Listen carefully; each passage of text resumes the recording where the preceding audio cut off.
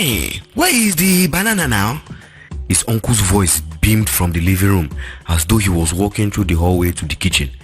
Ifeanyi grabbed the banana close to his chest as he couldn't even comprehend what was going on.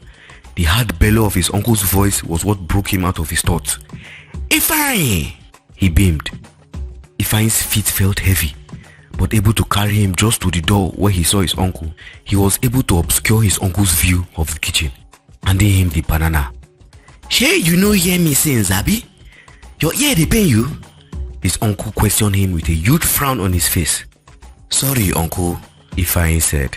Sorry for yourself, Papa Ebuka said, turning back and strolling back to the living room to meet his wife and Ebuka watching Telemundo in the living room. Put the gari inside the cupboard, no leave am for ground, Papa Ebuka said from the living room. Uncle, the gari woman don't close before I reach there. I go buy am tomorrow. Ifeanyi came to the living room to explain. No be waiting I dey tell you for shop now be that, he responded. If you forget am tomorrow, just dey enter night bus dey go back village, his uncle said. Ifeanyi ran back to the kitchen, paranoid that someone must have taken the bag, only for him to see the bag safe where he left it to answer his uncle. He took the bag into the room and kept it under the bed with the rest of his things, putting it farther under the bed than where he knew to hide things, silently waiting for everyone to go to sleep. He shared the room with Ebuka, who was a loud and deep sleeper, a heavy snorer for a 10-year-old. He waited for the boy to sleep, then around 2 a.m. he got up, kneeled in front of the bed and dragged the bag till he found the one he was looking for.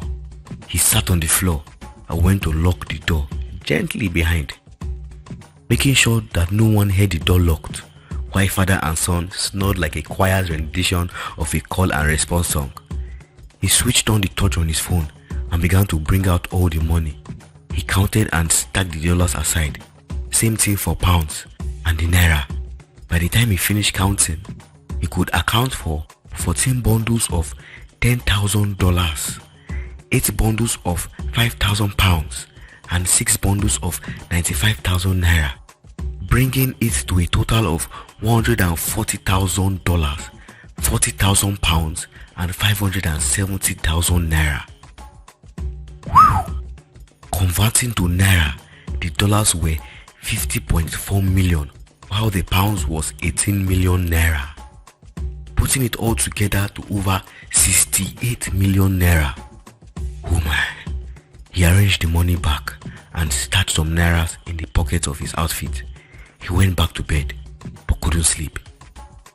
How is it possible that someone with just 50 naira left in his account a couple of minutes ago is now in possession of over 68 million naira?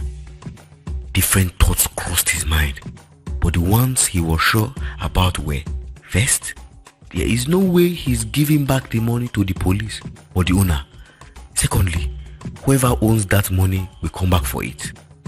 He knows he will be without sleep the entire night, thinking about how to make sure this money remain in his possession, and that wouldn't be easy.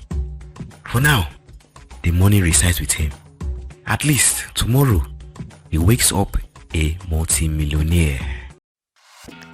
Thanks for rocking with Oniranu Stories, where each story is a thrill ride. Yeah. Dive into more gripping stories at diolububble.com and keep the vibes alive on Instagram, Twitter, Snapchat, and TikTok